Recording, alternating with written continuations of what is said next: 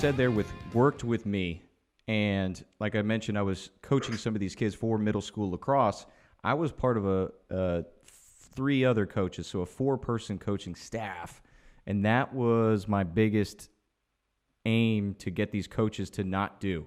They were a couple one played Division III lacrosse and 2 played club ball within that, and they would coach these kids like their last coaching touch at the college level, whether it was club or D3, and I was aiming to just pull them back away from that because it wasn't in your face, it wasn't aggressive, it was using language that, I mean, I've said it before on the record, like I would fire these guys if they were working for me, how some of the things that would come out of their mouth. And that was I was doing more coaching of the coaches than the kids at that point. The kids, it was just, hey, I'm going to talk a little trash, we're going to have fun, and you're going to love to hate me, and the word dead bug when you hear that out of my mouth.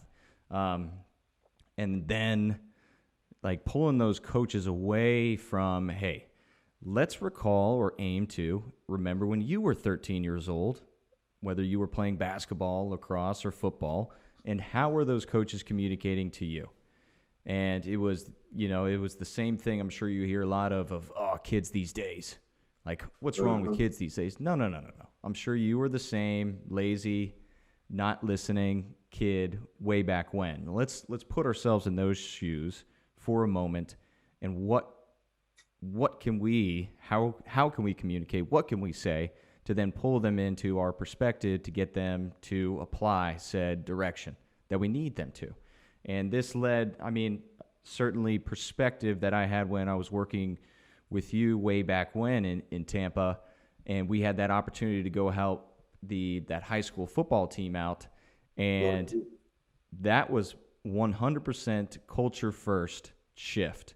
And sometimes we were coaching and directing, but mainly what you were aiming to do was train these kids.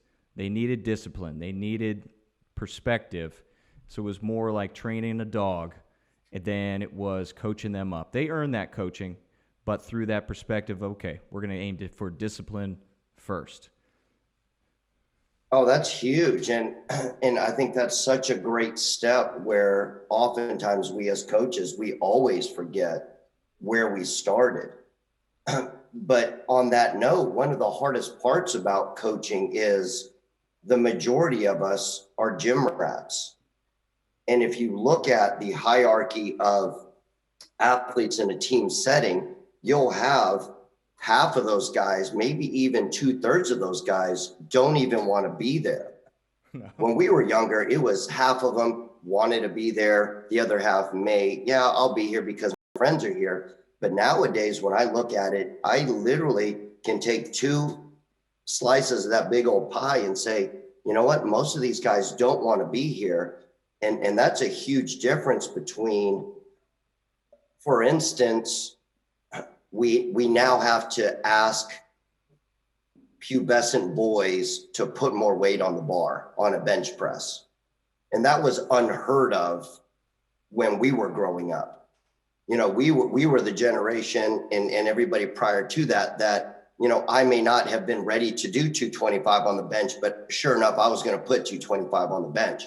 Nowadays, you have kids that look at discomfort and they look at trials and tribulations completely different.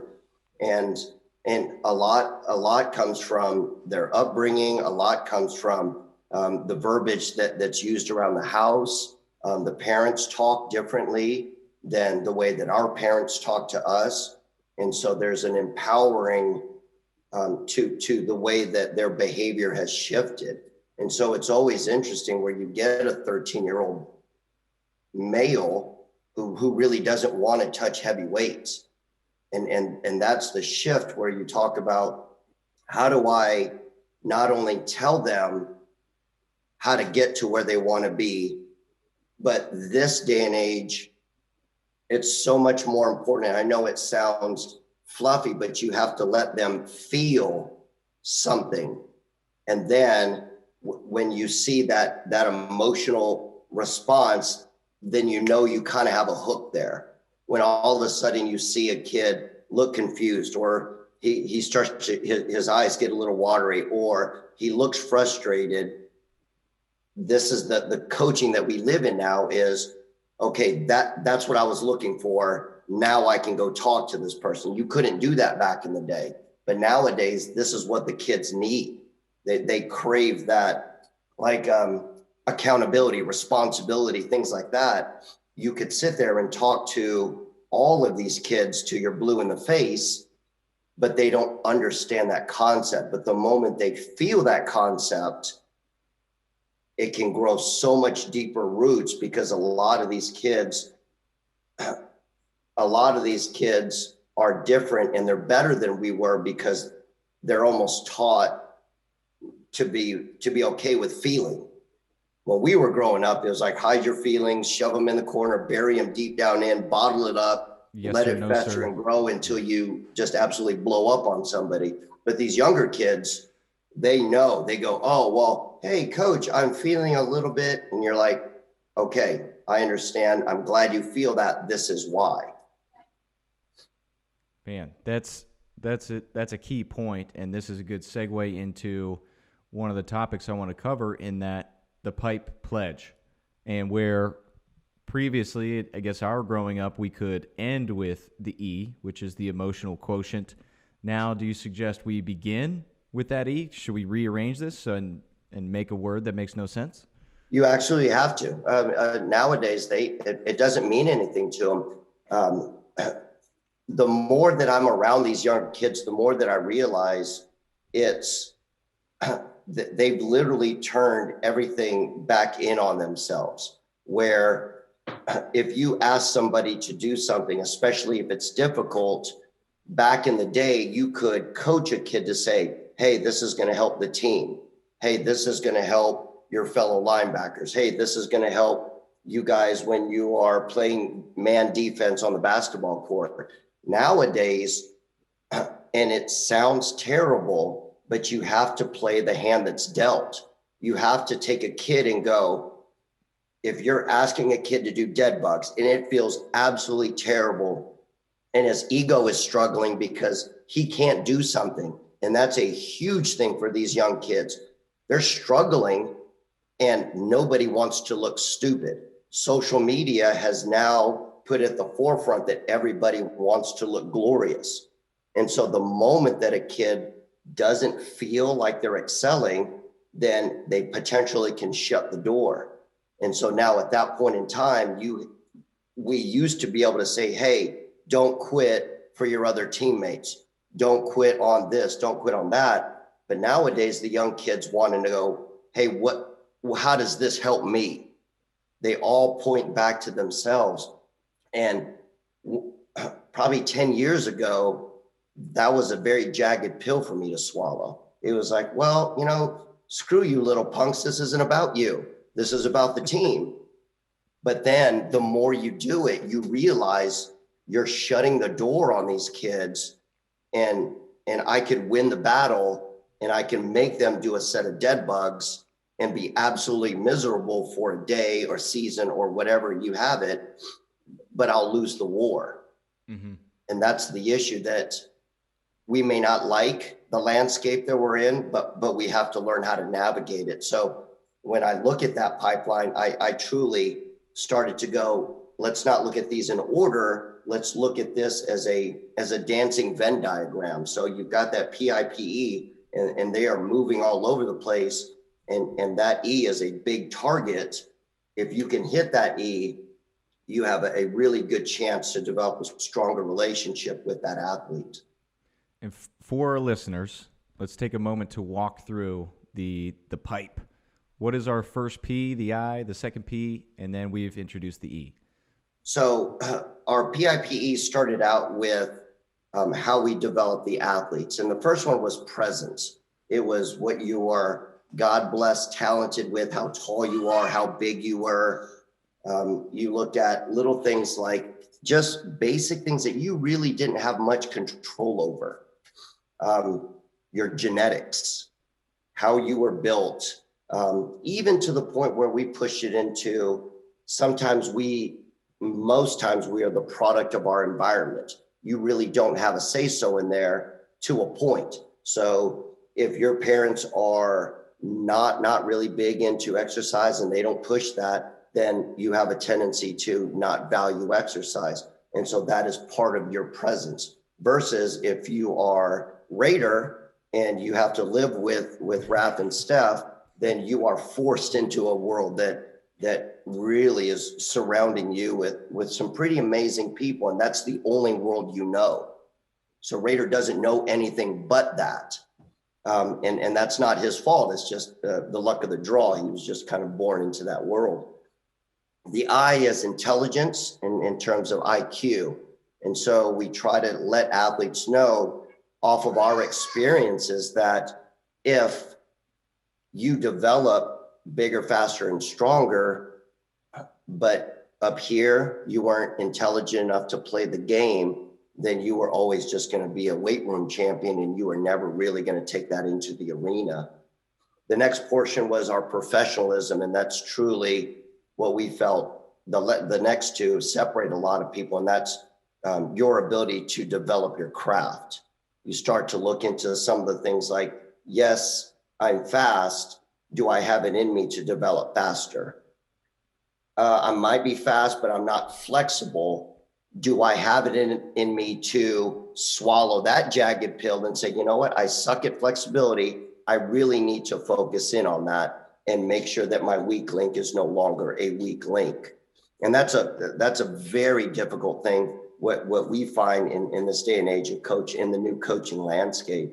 And then that brings us to the final, and that's your EQ, and that's your emotional quotient. And that's something that years ago we looked at and we figured out that what we did in the arena was just a product of our behaviors, our habits. And oftentimes I fell short as a coach when I would yell at somebody for displaying something that I knew was their habit. And that was an eye-opener for me to sit there and say, okay, I need to change this because I can't yell at them for doing something that I knew they were going to do, versus being proactive in it and saying, okay, this is where they are and this is where we want them to be. How can I make those adjustments to eventually get to a point where they're, and I know it sounds terrible, but that positive manipulation of behavior of saying, hey, you overreact when something doesn't go your way. Let's work on some things that help you not to overreact so that you can keep your head in the game. So that when there's a bad call on the field, now all of a sudden you're not blowing up, you're not getting ejected, and now we can't play you in the national championship game, so to speak. And with that blowing up, let's stick with emotional. And I know coaches are tempted to match that reaction and then almost blow it up and have that kid put their head down. What are some opportunities? Is it more responsibility? Is it not yelling at them during that mistake? And we can say there's practice opportunities and then there's game opportunities as a coach to help mend this behavior. Starting with practice, what are some things that we can do to get these kids that we can anticipate if the going gets tough or a call doesn't go their way, will react negatively? Well, first and foremost, we have to teach them how to compensate. Oftentimes what we find is in the interesting landscape that we are coaching in, everybody wants to try to find this even keel. They want to say, hey, let's go fair winds, fair weather, and just kind of be this boat that's just floating out in the ocean. But one of the things that we quickly realized is it's natural to be really upset. It's natural to be really sad. It's natural to be really depressed. It's natural to be really frustrated. And when you get all of these things, rarely does anybody ever teach you that it's natural, it's okay. But oftentimes what we find is people go, oh, well, the coach is yelling at me for getting frustrated, so now I'm going to display that some other way. And that could come up in a myriad of ways. And we're talking about some way over my head advanced psychology, but you're talking about literally displacing your anger and turning that into something else. So one of the things that we first and foremost start with is it's okay to feel whatever it is. And then we want to go into teaching them how to compensate, recognize it, and don't let it get excessively out of control. So if you feel it, if you feel angry, that's fine. Recognize it, because if you don't recognize it, you can't figure out what's causing it. And then once you understand what the triggers are, we teach them how to compensate. So then we say, okay, and this works 99% of the time, is just work on your box breathing. Box breathing is such a huge thing that we've started every athlete from day one with teaching them how to box breathe. This is how we calm yourself down. This is how we pull you down. It's okay to be here, but now let's try to pull you into somewhere where you can make a good choice, because the box will get bigger, your ability to handle. And that's how we come back full circle, is we want people to understand that there are crests and troughs. It's okay to be on a crest. It's okay to be on a trough. It's, can we make sure that we can keep a level head and make good decisions within the amplitude, not trying to kill the amplitude, but teaching them how to ride the highs and the lows. And so box breathing is a huge thing for us, where we teach it in a very confined area. We say, listen, we're going to sit here and we're going to teach you how to breathe. Everybody got that? Oh, this is easy, coach. This is easy. Okay, we're going to try to do this on push-ups. Everybody loves push-ups. Get a sick chest pump. All right, we're going to do this. And then on the rest break, we're going to box breathe. Okay, that's a little bit more difficult. Now we're going to do a crazy 5 box breathing followed by a go fast. Now box breathe. And then once they get comfortable with that, we start to amp it up and pick things that are even more distressing, even more chaotic, even more temperamental for them, so that eventually they learn in a very, very chaotic environment that they are not only working on controlling them, but then we take it a step further, and then we have them do accountability and responsibility partners, where my job is to not only box breathe, but my job is also to watch you, Tex, and I want to make sure that you are doing your box breathing, so that you can start to recognize that distress. So I can see on a gas or ladder, and as you start to pan and huff and you're getting frustrated because our coaches are instructed to kick the cone or to manipulate the stopwatch. And so now all of a sudden, through the entirety of this program, I've got a kid who's gone from in a dark room, we're teaching box breathing, through months down the road, we're running a gas or ladder, but I'm calling out BS times. And I'm saying, nope, Chris, you didn't make your time. Your team's got to do it again. And next thing you know, people are yelling, people are screaming, people are disappointed in you. And we want to be able to put them in that condition, into that environment, so that we can now coordinate this box breathing, this finding, centering themselves, and giving them a chance to practice before they take it into a heightened game or within the environment of performance. Is it ever too early to introduce that mutual accountability? It's never too early. I'm a firm believer that nothing is too early to introduce. It's the pacing of how you progress that will change everything. So you could pick the most heinous thing that you could ask a kid to do in the weight room.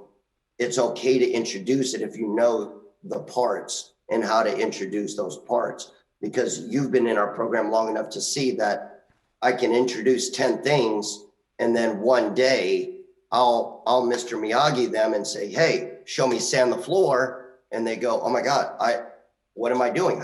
I have no idea how I learned this. Well, it's because we put all those pieces of the puzzle together and we introduce something for you to hopefully your brain goes, oh, let me take this and this and this. And then next thing I know, I've solved the problem. Yeah, this recall, I did go through, I have this little black book from my 2014 stint at, I'll just call it the League of Shadows. And what year was that? 2014. my Oh friend. my God. Yeah, February to May 2014. Wow. Tampa Bay won. Man, it was a great time. The Wow. my notes on chunking here. You broke it into, and this is day 1, 2, 3, 4, 5. Chunking. We got into chunking. Well, I guess this is day 4. Reaction, decision, action, and how you were introducing. That's. I mean, I was just at the beginning of my indoctrination here, but it began, I suppose, with my coaching. We were training reaction, and then we could integrate within the speed, the conditioning, the accountability, decision, and I guess set them free for action. Can you walk us through? I feel you introduced that concept here, but the chunking of reaction, decision, and action for your athletes. Well, technically, you should start. I guess maybe you were absent on that day or you were late. The very first part was action. So create an action that we can coach, that we pretty much know the outcome of. And then you start to create some stimulus that draws the athlete to react to something. So it could be, hey, I'm going to drop this ball. You are going to step forward with your right foot, catch it with your right hand, or left and left, whatever it is. And then eventually we do it. But one of the things that we found is along those pipeline principles is we broke things down biomechanically, and then we train those isolated individual components and then integrated that into bigger primal motions or fundamental movement skills, and then eventually incorporate those into big skills and drills, and then we turn those into reactive. So as we did that, we started to recognize the same thing with our EQ was, hey, this all applies to the same emotional intelligence that what we're asking our body to do, the mechanical portion. Now here's the psychosis portion. Here's the psychology of what's driving the human body to do what it does. So in that instance, it follows that same exact line. Here's an action. We want you to be angry. We want you to be sad. We want you to be, and then eventually we want to see, can I do a protocol that elicits that reaction? And in my head, I've got it written down on our workout cards, and 3/4 of the kids will elicit that behavior. I know that if I've got a group of young kids who are inflexible, I know that once I start my protocol, they're all going to go one of two ways. They're going to get really sad that they suck at this because I put a metric on Spider-Man, or I put a metric on seesaw walks, or I put a metric on, and they are going to get very distraught that they're not good at this, especially how a coach conveys that message. Hey, Raider, great job on that. And then I notice that his friend Jack is staring at me, trying to figure out if I get a good job with that. And then I look at him, and then I see him looking at me, and then I turn away.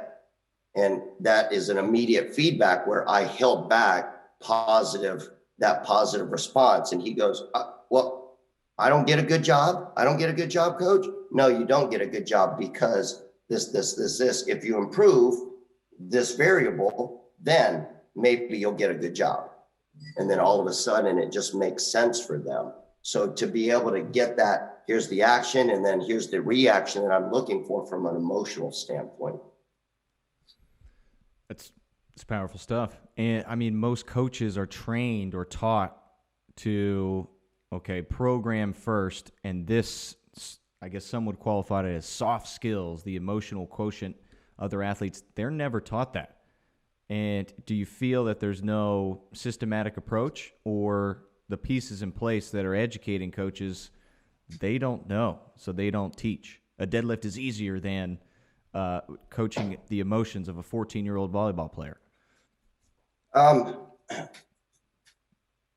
I think that if you are going to work, and this comes back to what we talked about back in 2014, shades of awesome, where somebody might be good at teaching a deadlift, a squat, a bench press, whatever, but the moment you're thrust into a role that requires you to prepare somebody to step into a ring in front of 30,000 people, in front of 30 million people on pay-per-view, you kind of have to know your stuff.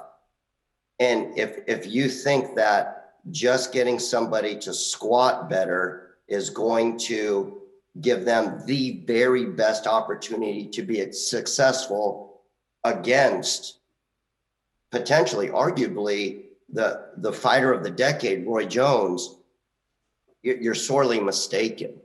And so I would always tell people, listen, get people ready for the NFL draft, because that is nerve-wracking.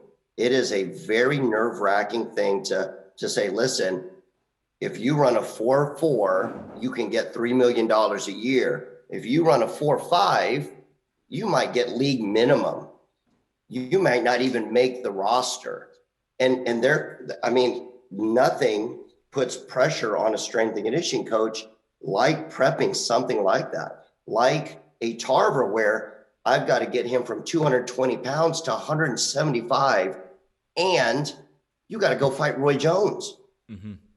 Like, there's something about that literally said, holy cow, I got to cross all my T's, dot all my I's. Let's figure out everything that we can possibly do, because there's no way that we're going to beat somebody like that unless our margin of error gets bigger. And that's really what the goal of every strength and conditioning coach is, okay, yeah, you're strong, but are you fast enough? Can you be fast, but can you replicate it through the course of 40 to 50 plays? And so those are all little things that, yeah, that's great that you can run a 4.3, but does he tweak his hamstring and now he can't play anymore? So my goal was to read as much as I possibly could to figure out as many tools in the tool belt. And if something came up that I said, ooh, I could possibly, have I been wrong? Absolutely. There's sometimes that, a screw has come up and I'm like, hey, look at this hammer. And then I try to hammer it. And I'm like, okay, that, in hindsight, I look back and I go, that probably could have went a lot different, but that happens over experience. That happens over working with thousands of athletes and eventually learning, okay, that was dumb. Maybe I could have went about it a different way. But every avenue that people can learn would greatly help, because the complex young athlete this day, I back in the day, we could just hammer nails and reach 3/4 of the kids. Nowadays, I mean, you got to have an entire toolbox just to be able to relate to half of them and hope that the other half come along. Like with positive reinforcement, a lot of that I learned. A good friend of mine trained dogs. And I know it sounds terrible. And I actually presented this information one time and I got practically booed because somebody of prominence literally stood there and said, Coach Ruiz, I'm a coach. I coach athletes. I'm not a trainer. I don't train dogs. That's a huge disservice to consider my athletes dogs. And I said, well, listen, I've worked with some pretty amazing downrange dogs. I've worked with some people who train some pretty amazing downrange dogs. And I think they're smarter than some of the athletes that I've ever worked with. And I said, if you feel that every one of your athlete needs coaching and none of them need training, then I said, in this day and age, I think you're missing half of your athletes, because half of them need coaching. Some of them need structure. The kids at Northeast High School, they needed to be trained. They needed to line up, boom, boom, boom. We're going to count them off by numbers. We're going to go military style. And this is going to be the best possible scenario for the majority of the kids. Versus if I'm in another environment, well, then maybe they don't need to be as inline and formation style. Maybe I can coach them in a little different way. But being able to listen to Mike teach these guys, teaching downrange dog handlers of, okay, there's positive, there's positive, negative. You can take a reward and hold back of the reward, and then that has an unbelievable amount of power. in your ability to positively manipulate actions. You could take a negative and say, listen, we're going to run hard, but if you do this, this, and this, then we're not going to run any gassers at the end of workout. Oh my God. Next thing you know, the kids are like, I know what that feels like. So he's pulling back on the negative reinforcement. That also has a positive effect. Or you could just kick stomp them into the ground. And in that round, you end up teaching them, they feel what it's like when somebody's really angry. They understand the consequences of, okay, you're just going to screw around in the weight room. We're going to create an unsafe environment. You're going to create so much of a distraction that the majority of your teammates can't even improve. You're going to feel what it's like when coach is angry. Because if you don't do that, then withholding that negative consequence doesn't have any merit to it. Yeah, there was one time with you, I feel this was very calculated in your coaching, but maybe the group dynamic in which we were training, we didn't value the warm-up or the pre-warm-up warm-up, or we get to hit some volleyballs around or jog or do our own thing. And then we let off with some 60-yarders maybe. So it was some intensity sprints right off the bat, no preparation, no warm-up. And then we got a little talking to by Coach Ruiz in that we needed to value where it feels like downtime. Shit, you better respect my time. And that calculated coaching, I've pulled that a few times where sport coaches would not value that. We would immediately go into what they would ask me, and then they see this gap where, okay, this may not look like much or appear as much, but there is still value within this and what you, sir, ma'am, are aiming to accomplish with our time and our sessions. Oh, 100%. And the more, I will tell you this, that Raider has made me 100 times better as a coach. And being around Raider and younger athletes, as we've migrated more from taking what we've learned with our pro guys and saying, listen, we are very fortunate that we've worked with the pinnacle of high-end athletes. Let's learn from all of our mistakes, and we're going to try to put all of the lily pads so that if God willing, you can make that jump one day. Well, the biggest thing I've ever learned was in the last 10 years is mindset is everything. It is 1%. It literally, there aren't a lot of athletes out there that could just jump into something and be as successful as they hope to be. And so one of the things that we've really gone into is, listen, I'll take more time explaining, kind of like a director would in making a movie. This is the feeling. This is what I want you to get out of it. This is the mindset that I want you to approach. And not only that, but teaching these young athletes before you come into the weight room, or when you come into the weight room, before you go to practice, before you go to the game, establish your mindset first. If you don't do that, significantly devalues what's about to happen down the road. Your workout's going to go to crap because you're going to waste your first set or two. Same thing. Like I watch Raider. That's one of the things that we do with this baseball team is guys will go out there and it's traditional that they kind of do that lazy warm up and they're just throwing the ball and jacking their jaw, which is fine. But then I noticed that all of a sudden they're like, okay, Raider, you're starting pitching, get on the mound, fire strikes. And he's just like, okay. And then he's trying to figure out where strike zone is. He's trying to figure out how to throw hard.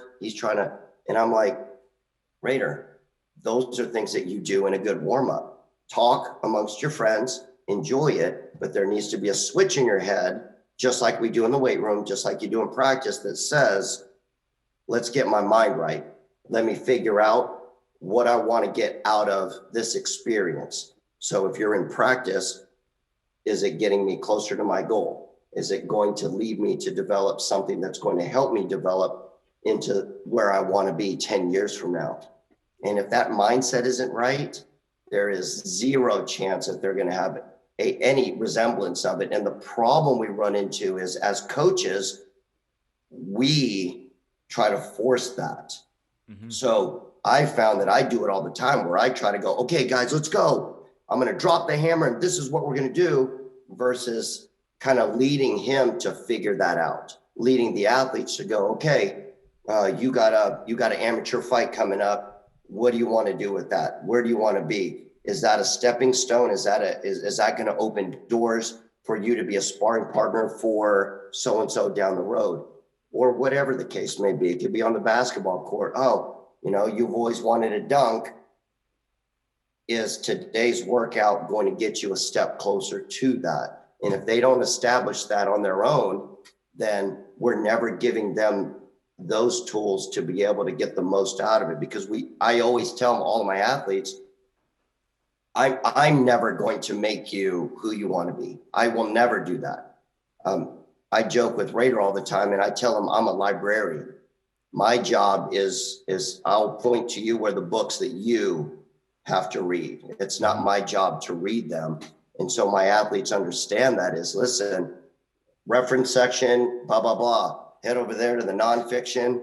That's what you're looking for, but it's up to you to read those books. And they start to understand that it's up to them to read them and to digest it and to study that. Yeah, it's that path, I believe, part of the professionalism for that athlete. But they need a leader at the young age to be, and this is a John Wooden quote, young people need a model to help them, but then essentially not doing their homework for them, showing them which way to the library once you've established the value of doing your homework. All right. I want to get into the expansion. You've mentioned a lot throughout this discussion, your growth, mistakes that you've learned from, and then applied to your coaching. And within the Pipe Pledge, we've been speaking at it from an athlete's perspective, but it also expands to a coach's perspective. Their presence, their intelligence, their professionalism, and their emotional quotient. Was this a light bulb moment, or when developing this pipeline, did you foresee it as having the depth for coaches as well?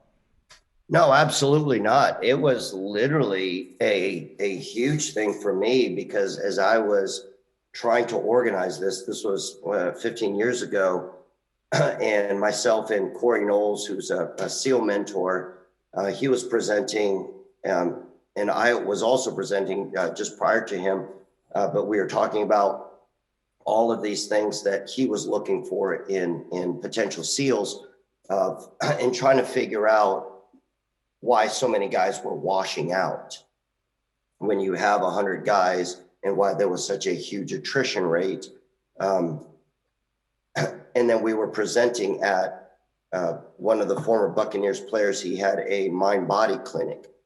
And so I was organizing all of my thoughts to try to figure out how we were going to present this. And as I was going through and making all these notes, everything was just literally pointing back to me. I was like, oh my God, I don't do this. I don't do this as well as I would like to do.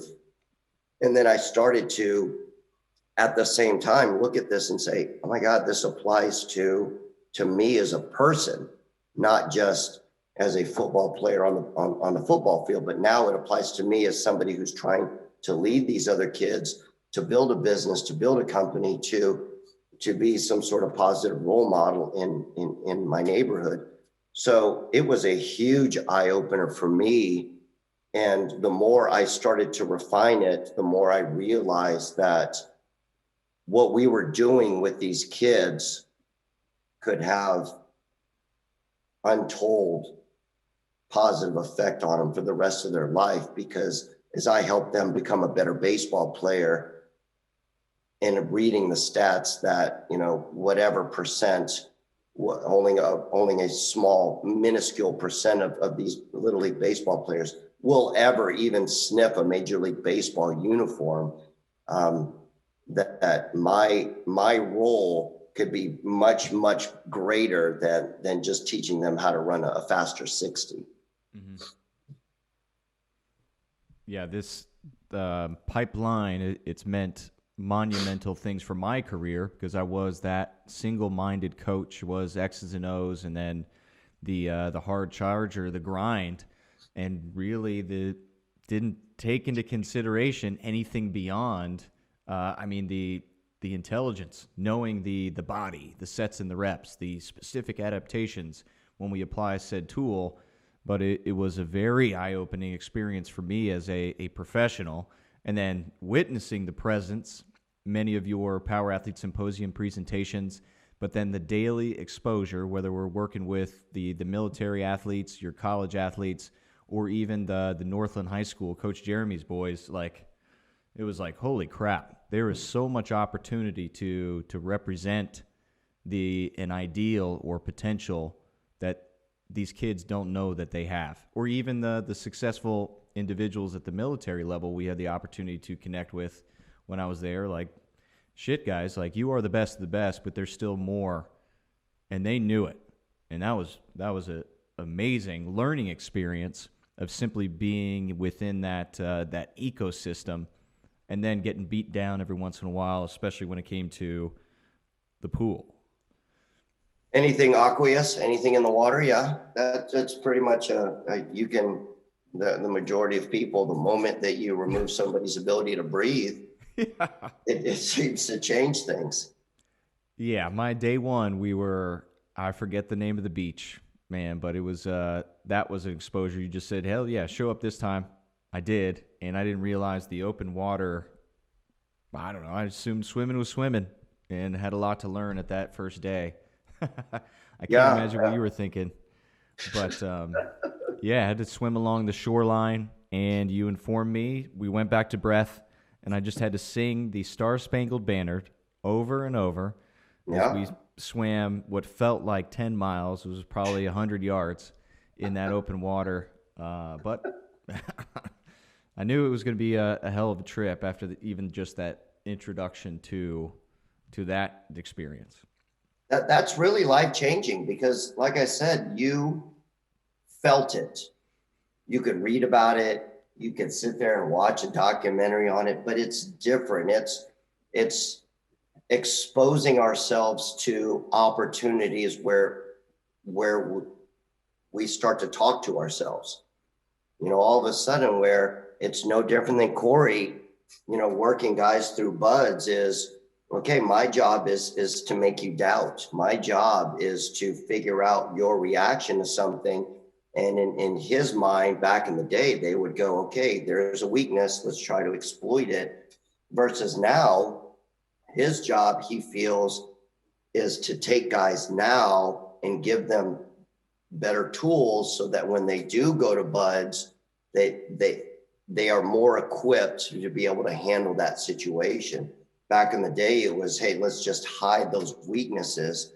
But nowadays, I mean, they're prepping these guys like they're getting ready for the NFL Combine, so to speak, within their own, with their own demands of special operations. But now it's, okay, you're not flexible because you didn't score a certain scale on this test. So now let's address that. Back in the day, it was, okay, just swim faster so you get more points, and we don't have to worry about, the tick mark that you get over here. And so it's been really interesting and watching the evolution of the young mind of how we as coaches are supposed to work with that, and getting young people to understand. Like I said, working with Raider it's been interesting because there's certain things that I notice I have certain behavioral habits. If you as a coach come across somebody who's stubborn and you have a habit of butting heads with somebody who's stubborn, that makes for an interesting weight room session. But one of the things that we always forget is that stubbornness can also mean that this athlete is persistent, that they're determined. And so I have one of two ways. I can smash heads with this person, or I can take that and say, oh, okay, he's persistent. Stubborn means persistent and determined. let's give him a protocol that stresses that determination. You could give him, hey, we're going to do fight for 100 reps of, 75% of your squat max. And all of a sudden he's like, everybody else, nobody else can pull it off. But there's that one stubborn kid who will go, I can do it. And celebrate that moment. Take that, and instead of butting heads with it and turning that into a negative, a really, really good coach with a strong EQ will say, okay, I'm not going to make him hate me. I'm not going to make him hate the weight room. Let's give him something to celebrate. And that could be anything. Like, a huge thing for us now is with young athletes is being unfocused. But one of the things that we found is kids who are unfocused, they actually have the ability to observe a lot of variables. And so instead of saying, hey, I'm going to focus on this one thing right in front of me, a lot of these kids have the ability to go, okay, here's that, here's that, here's that, here's that, here's that. So now instead of butting heads with it, let's build that up and let's turn that into something that they could do instead of sitting there and vilifying it. So a lot has to do with a lot of my mistakes have really stemmed from me being an emotional creature who's not afraid to set his hair on fire, who's not afraid, to light it up, but being able to find the positive in everything. So if I have an athlete that, all of a sudden we're like, hey, let's, somebody who's cautious, somebody who's fearful. So now all of a sudden that's a good thing in the right context, in the right circumstance. It's something that I talked about at the Power Athlete Symposium. Everything works and nothing works. You just have to figure out when to use it. So in this instance, if I, just like I'm asking my athlete to define and saying, okay, what are you feeling right now? I'm feeling defiant. Okay. They're defying me, but maybe that's not always directed towards me. Maybe that's just them being the defiant. So that's a good thing if we want a healthy rebellion. So in that healthy rebellion, that kid is looking at me with an opportunity to go, okay, coach, what do I need to learn here? And so I could either say, shut the hell up, get under that bar and do it. And they might do it, but they'll hate me. They'll never come back. Or I could say, hey, that is absolutely amazing. That's really headstrong. Let's use that to build some determination. Let's use that to say, you know what? I remember when you were a pitcher on the mound and that guy got ahead of you on the count and you backed down. That's not you. You should have went at him like a pit bull. You should threw a fastball right down the middle and made him come hit you. And sometimes they'll go, you're right. You're absolutely right, because my mom tells me to not be defiant, or my dad always yells at me because I'm too rebellious. Well, that might be a bad thing as a 10-year-old, as a 13-year-old, but when that person becomes a 25-year-old and they're trying to buck the system of saying, hey, listen, coaches have been doing like that for eons. Well, the person like myself who had a healthy rebellion said, you know what? I don't really care what you guys are doing. I need to study this and I need to figure out and I need to reverse engineer for my own sake to see how this fits into my brain, how I can organize it myself. If I didn't have that healthy rebellion, if I had parents that were really strict about me being, lockstep in line with everything else, then I might not have developed a lot of things that I developed because I was just truly trying to be rebellious. Sticking with that, can you speak on the importance of being a teacher and a mentor? You've touched on now, father, that's grown in the depth of your understanding of human and athlete and communication. Can you take us back to when you first started to teach others?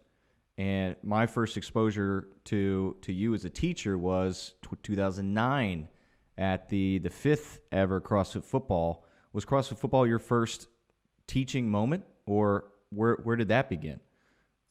No, I used to teach at the university. I used to do a lot of things there. when I was in college, it was really important for me, and with a martial arts background, they're really big into, okay, as a 10-year-old, we're going to teach you these skills. And then when you get good mastery of those, you turn around and help the next group up. So all of a sudden, as a 10-year-old, you're going to help the 7 and 8s because you do a really good job with this punch or this kick or this block.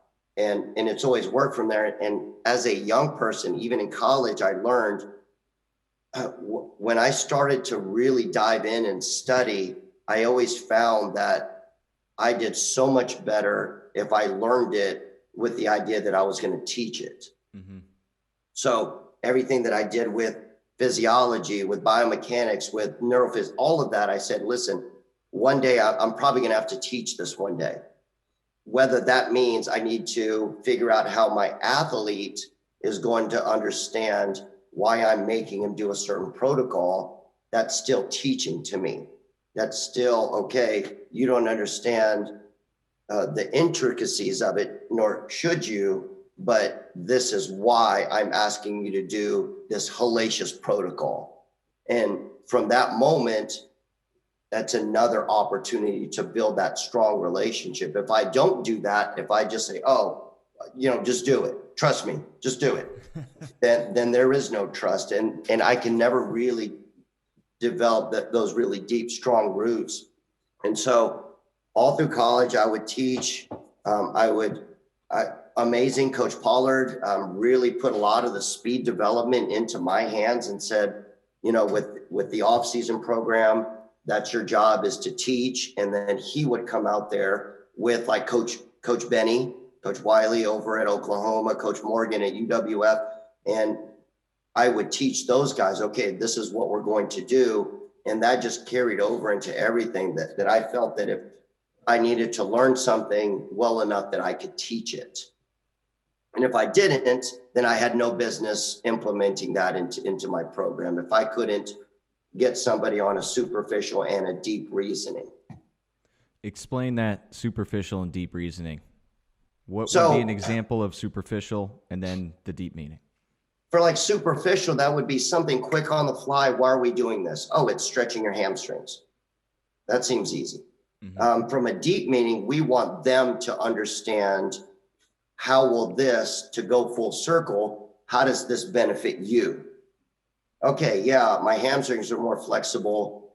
Well, remember that one time where you were trying to chase down the guy across the field and you reached down and you barely nipped him, but not enough to tackle him. Well, guess what? That was probably about 40 yards, right? Yeah, it was about 40 yards. And I thought I got him, coach. Oh, well, did you know that if you can just increase your stride length by 1 inch per in a 40-yard dash, you would technically run 5 yards faster? What? So by stretching your hamstrings on this exercise, you won't be put in another position where you can't be the hero for us. And next thing you know, they're just like, something. Yeah. Okay. Now they're doing it in their own warm-ups. They walk in the weight room and they go, oh, I'm going to do this because there's that emotional content to what you just gave them. It's not, hey, do A and do B. It's, dang it, you know what? I felt so bad and I cried, or I wish I could have been the hero of that game. Instead, the other guy was. And so now with that emotional content, that psychomotor drive is significantly higher for them to choose to make that voluntary choice to do that exercise. Boom. A lot of value in that for you coaches that are listening. Final question. Earn Your Sunrise. And this is through your Athlete ASAP account, the Instagram. Awesome combinations of movement, but the value you're instilling fitness, movement, training, hard work within the family, and then showing that off to the world. Can you speak to the Earn Your Sunrise concept and what you aim to accomplish there? For me, it's a powerful thing because I know if I can do something that puts my foot in the right direction, it is a huge thing for me being able to help other people. So if I can live a healthier lifestyle and live a good example, then hopefully I help inspire Steph to do it. And one of the things that we've been doing lately, and this isn't a knock on anybody, it's something that we've toyed around with for ages, is off of what you guys have coined as the third monkey. What we always talk about here in our household is the first two monkeys, because the first two monkeys know what it takes to get on the boat. They know the champion mindset. They know a lot of things that the third monkey doesn't know. And so in that instance, a lot of times Raider doesn't understand why we're doing femoral internal rotation at 5 o'clock in the morning, but he sees us doing it. So we're going to be a good example. We're doing Job's exercises that make your shoulder blades catch on fire and they bring tears to your eyes. We're doing crazy 5 lunges and rear foot elevated split squats and Bulgarians up and down stairs. And he doesn't understand any of that. But it's what we talked about before, is he's involved in a culture that some point in his life, he won't know why he's doing the things that he's doing. He's just going to do, and not just because he's my own son, he's going to do some magical things because of all of the foundational, all of the groundwork that has been laid out for him. So getting him to understand, do something that other people aren't doing, do some things that right now seem kind of crazy, do some things that it's always funny where in social media, we are in such an interesting world where everybody gets vilified. Everybody is doing awesome things, and all the awesome things that you do are stupid. And it's so funny because no matter what you do, what I found is there's 50-50. 50% of the people will support you. 50% of the people will completely kick you in the testicles for no other reason other than just to be overly critical. And so I looked at that recent thing. I forgot who it was. It was the Titans running back doing the push-ups on the band with the chains, and he was on one of those the sport courts. And what's the running back for the Titans? Henry? Yes. And that video went viral because he was covered in chains and he's doing these push-ups. And it was so crazy because in my head, we've done those for decades now. And they're very difficult to do. We never posted them on social media. And the moment he did them, I was like, hey, that's awesome. I'm glad he's doing them. They look scary. When you're looking at a video of somebody doing them, they look like it's the dumbest thing ever. But when you're doing them, you at no point in time do you ever feel unsafe. It doesn't feel like the band is going to snap. None of that. And what I learned, especially through the years, is sometimes high-level athletes just need to feel like they're doing something special. Mm-hmm. It may not have that much merit. It may not, that could be the worst exercise form. It could be an average exercise form. But the fact that Travis Henry is going to walk out onto the field feeling like he's got a little bit of magic in him from whatever he chose to do, awesome. And that's part of the magic of a coach is, hey, remember when you did those? Take that onto the field. Does it have carryover? I don't know. Maybe not. But in his head, that's a magical staff right there for him. Oh, yeah.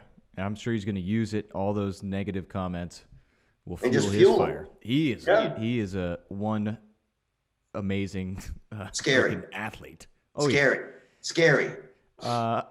Funny, just something popped in my head. I'm not going to mention the athlete, but one of the dudes we were working with way back when, and you would pull out your phone, and if he wasn't giving his all, and you weren't even recording, you would just stand up, pretend you're recording, and then go through, all right, we got athlete here, he's doing, IT band slow twisting kicks we're focusing on, and coach up through the camera just to get him and going, because It's some boom. days on or off, and immediately the switch would flip because the camera was on the athlete, and I thought, Showtime. oh man, that's something to hold in the back pocket. This guy, it was awesome.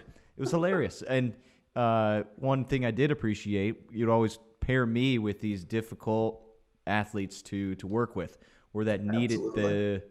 the pitchers or the fighters. They needed somebody dialed in, or at least to hold them accountable, even though my stature didn't match theirs. It was a lot of responsibility in my hands. I didn't want to mess these guys up doing MR, and when they still had some time left in their careers. And sometimes it's again not a, because I do this to myself. Oftentimes you take somebody who has a celebrity status and they're trying to figure out why Chris McQuilkin is kicking their butt, even though they have all these accolades, even though they have all of these on their mantle. Why is it that this, 170-pound Filipino guy is just absolutely crushing me in this workout when I have this championship ring and this so-and-so championship trophy? And sometimes just that enough is enough to kick the ego into gear and to go, you know what, I'm not going to let this guy do this to me. I'm not going to, and it pulls people along. It's the first two monkeys. Mm-hmm. It's literally, I'm going to force you to do it. And at some point in time, you're going to build such an amazing habit of earning your sunrise that there's just going to be magic down the line. Somewhere down the road, there's just going to be this magical unicorn dust that you can't figure out why I'm doing all the things that I'm doing. But oftentimes there's little manipulations like that. And even we could do that personally. You could sit there and take a situation where here's a certain protocol and you could compare yourself to, I do it all the time, like running a 400 and 800. We have a straight sidewalk over here, and I'll look at times of 60-year-olds. Okay, here's a 6-year-old who can run 60-year-old, or even Raiders. We are in an interesting predicament here because Raider is getting really quick, really fast. And so now we're kind of at that juncture where like I get nervous when I race him, because he's getting really flighty, and it makes me nervous to race him with the idea that any day now, as a 10-year-old, as a 9-10-year-old, he's going to finish ahead of me. He's going to finish ahead of me, and it's going to be a sad day for me. But it keeps you working hard. I remember when pickup basketball started to get a little bit more real for my dad and I. Man, I have so much more that we could potentially talk about, and we got to make this a regular thing.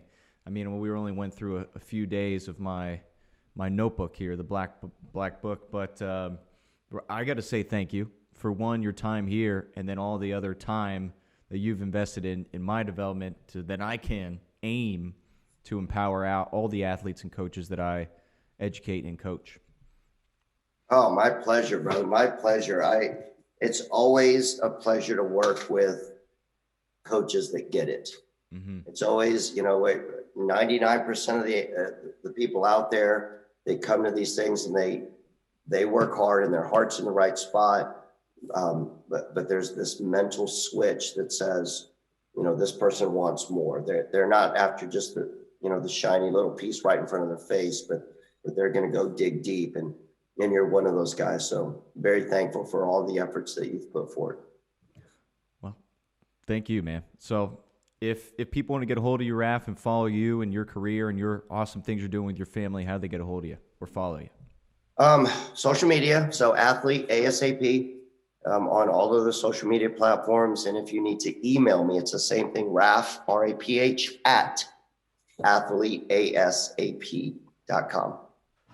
Boom. Worth the follow. I know that you will walk away with something, Coach, if you're listening. If you're a parent, it's also a fun follow to see some coaches doing some amazing things with the youth. All right, Raph, thank you very much. Appreciate that, brother. Bye. Thank you, Power Athlete. Scene. I'm going back. I'm a loaded freight train and I'm right on track. I'm smoking.